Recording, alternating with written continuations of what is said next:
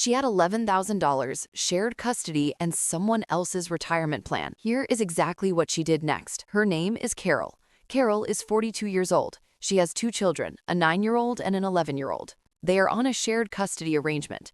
That means she has them 4 days one week and 3 the next. She has a job she is genuinely good at. She is a senior account coordinator at a mid-size PR firm.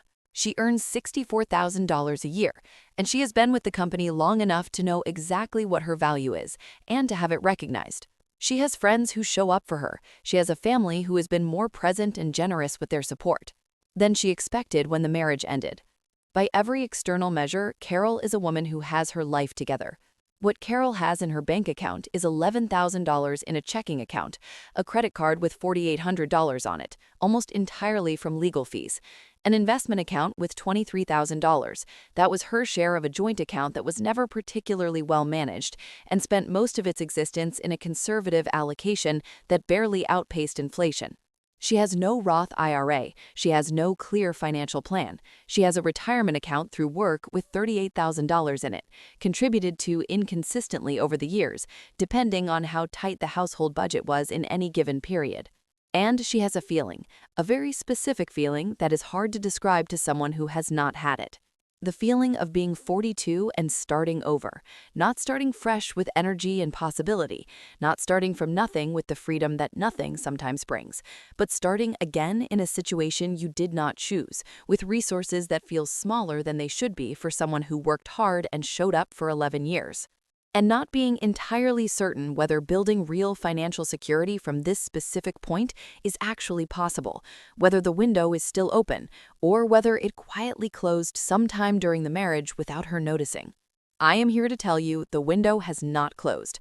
I am going to show you exactly why, with Carol's actual numbers, a specific 90-day plan, and the same clarity I would want someone to have given me if I were sitting where she is sitting right now.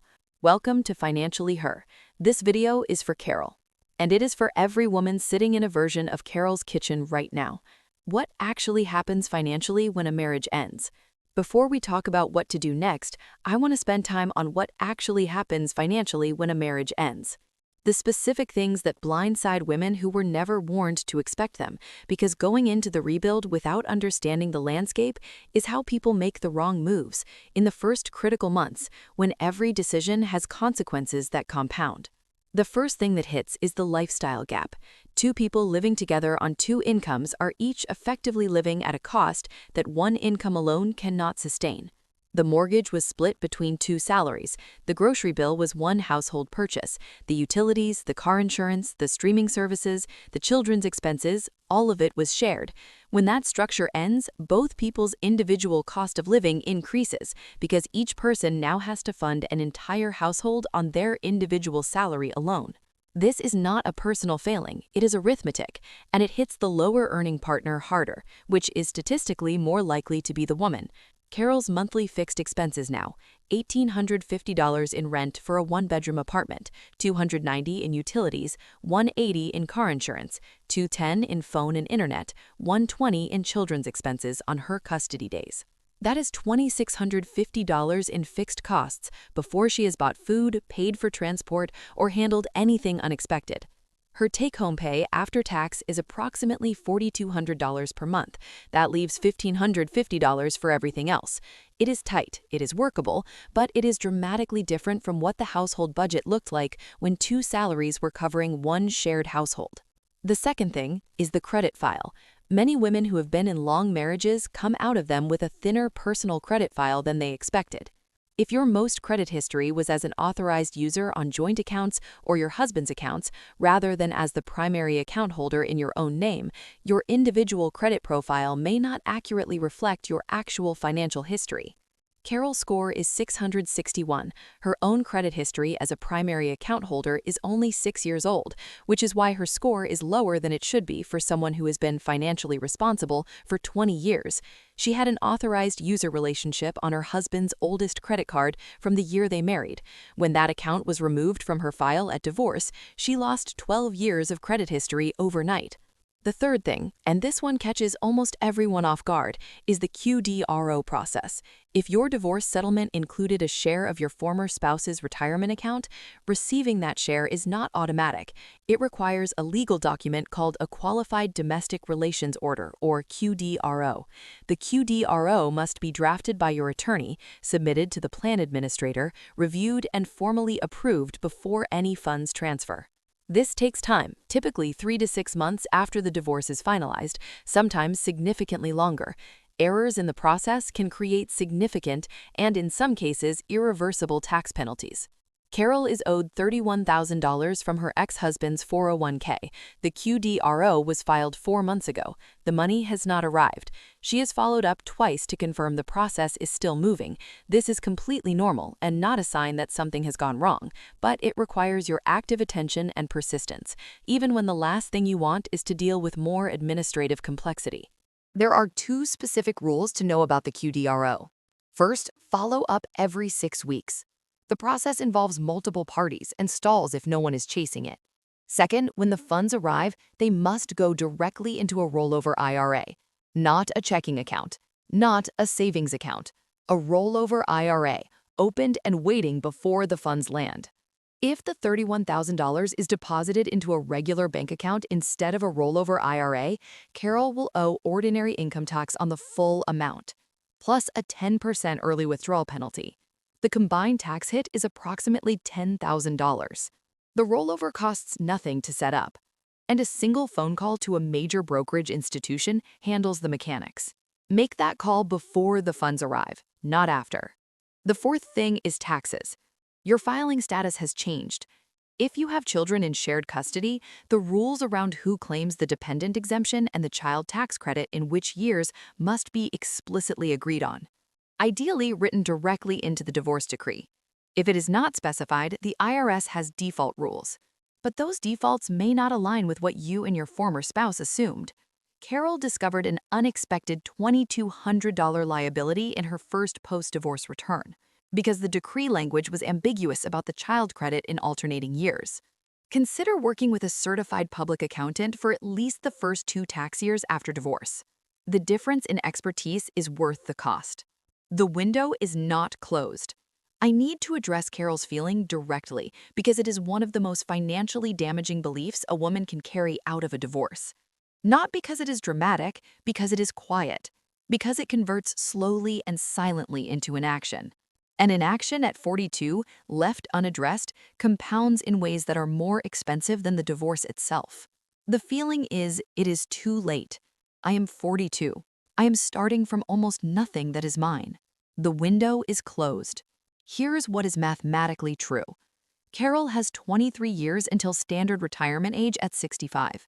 At an 8% average annual return, the historical average of the U.S. stock market, $1 invested today becomes approximately $5.87 in 23 years. She is not starting from zero. She has $38,000 in her workplace retirement account.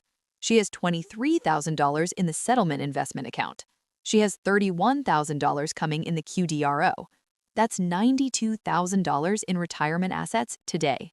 Before she saves another dollar, at 8% growth for 23 years with no further contributions whatsoever, that $92,000 becomes approximately $540,000. That's her floor. Everything she contributes from today forward builds on top of it. If Carol contributes $500 per month to her retirement accounts from age 42 to 65 at 8% average returns, those contributions add approximately $470,000. If she increases to $700 per month as her income grows, achievable with one salary negotiation she's already 2 years overdue for, the contributions total approximately $658,000.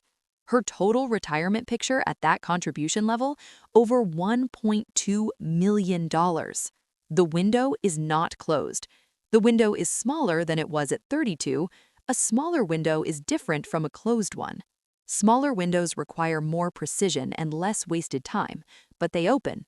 The income question. Before I get to the plan, I want to address something directly because it is the thing most women in Carol's situation avoid thinking about until they're forced to. The income number has to change. $64,000 is a reasonable salary. It is also not enough to fund the plan I'm about to describe at the speed this situation requires without significant strain. The credit card will take longer to eliminate, the retirement contributions will be smaller, the timeline to real financial security will be longer than it needs to be. The most powerful single lever Carol has in this situation is not the QDRO, it is not the investment account, it is her salary. She hasn't asked for a raise in 2 years. She's at a company that knows her value and has kept her. She is overdue. The methodology for asking is in script 12 of this series. The research, the case, the number, the silence. Before this 90-day plan ends, Carol needs to have scheduled that conversation, not after she feels stable, during the 3 months when the plan is running. Because the income increase, if it comes, changes every other number in the plan. The monthly surplus, the speed of the debt payoff, the retirement contribution rate. The plan below is built on her current income. She should be building on a higher one as soon as she possibly can. The 90-day rebuild plan. 3 months, 3 phases, specific actions inside each. Note before we begin, this plan works whether your situation is stable or still in flux. If your circumstances are messier than Carol's, the custody arrangement still contested, the income inconsistent, the QDRO stalled in a dispute, you adjust the numbers but you do not abandon the structure. Triage is triage regardless of how difficult the picture looks when you sit down to do it. The act of writing everything down converts chaos into information, and information is the only thing you can plan around. Month 1, triage. One job only. Know your exact financial picture. Not approximately, exactly. Every account in your name. Every debt. Every asset from the settlement, including pending items like the QDRO. What comes in monthly, what must leave to keep the lights on and the children cared for. Write every number in one place. Carol did this on a Sunday afternoon 3 weeks after her settlement was finalized, at her kitchen table with a cup of tea and a spreadsheet she built from scratch. She said that for the first hour, it felt like looking directly at something she had been consciously avoiding. Then, somewhere in the second hour, it stopped feeling like a verdict and started feeling like a map. You cannot navigate a map you haven't opened. Open the map. Month 1 is also the administrative pass. Open a checking account in your name alone if you don't already have one. Open a savings account in your name alone. At an online bank, not a traditional bank. Online banks currently pay 4.5% or more on savings accounts. Traditional banks pay approximately 0.4%. On $10,000, the difference is $410 per year in interest earned. Pull your credit report from all 3 major bureaus, Equifax, Experian, and TransUnion. Each is legally required to provide your full report free of charge once per year. Contact each one directly and request it. Read it carefully. Look for any joint accounts that are still open and need to be separated or closed. Check the account ages. This is how Carol discovered that removing the joint account had cut her credit history from 20 years to 6, and explained why her score was lower than expected. Change the beneficiary designations on every life insurance policy and every retirement account that currently lists your former spouse. The divorce decree does not automatically override a beneficiary designation on a financial account. The form on file with the institution controls who receives the assets. Make the calls this month.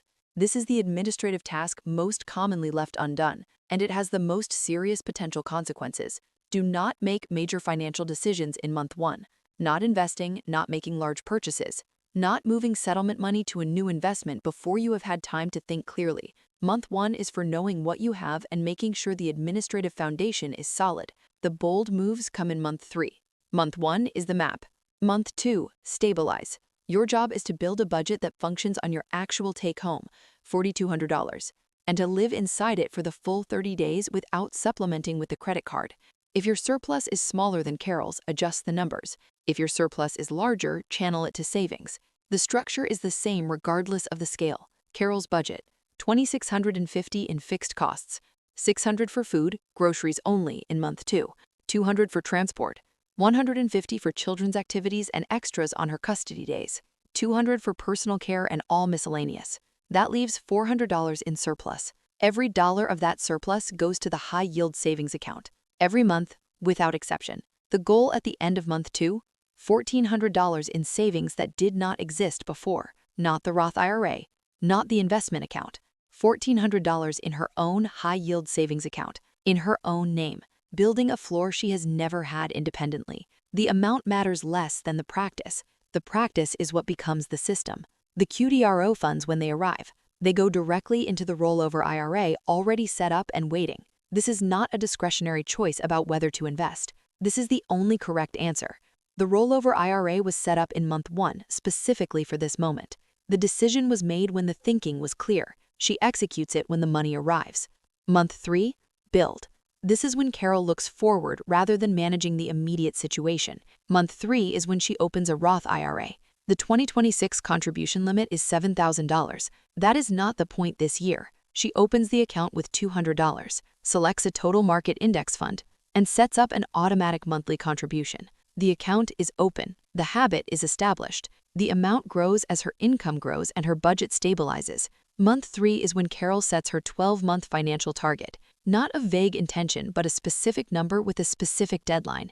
Eliminate the $4,800 credit card by month 10 and reach $5,000 in the high-yield savings account by month 12. Written down, told to her sister, a commitment, not a plan. And month 3 is when Carol starts thinking deliberately about income, specifically scheduling the salary negotiation conversation at her current company that she has been putting off for 2 years. The close, 8 months after her divorce was finalized. Carol's credit card balance is $1,900. The QDRO arrived in month 6, and she rolled it directly into the Fidelity IRA the same week it cleared. Her savings account has $3,200 in it, earning 4.5%. Her Roth IRA has $1,800, and she's increasing the monthly contribution to $350 next month because the budget has become more predictable. As she has settled into the rhythm of managing one household on one income, she is not where she wants to be. Some months are still tight in a way that requires a level of attention that is tiring. The credit card is not gone yet. The savings number is smaller than she pictured it would be at 42. There are still weeks when the gap between where she is and where she intended to be feels large enough to discourage her. But she told me something recently that I think is the most important thing in this video. She said, "I have never understood my own financial life as clearly as I do right now. Not in my 20s when everything was uncertain, not during my marriage when there was more money in the accounts, but she was only tracking half of what existed. Right now, at 42, alone with $3,200 in savings and a QDRO that took 6 months and a credit card that is not gone yet. Right now is the clearest she has ever been. She knows every account. She knows every balance. She knows exactly what the next 12 months need to look like, and she knows precisely what decision produces that outcome. She said the clarity feels like something she built rather than something that arrived. It came from the Sunday afternoon with the spreadsheet and the cup of tea, and it has grown through every subsequent month of making decisions with her eyes open and her name on every account. That is what the plan actually builds. Not only the retirement account, not only the emergency fund, the clarity. The specific, earned, unambiguous knowledge of your own financial life that no circumstance can take away.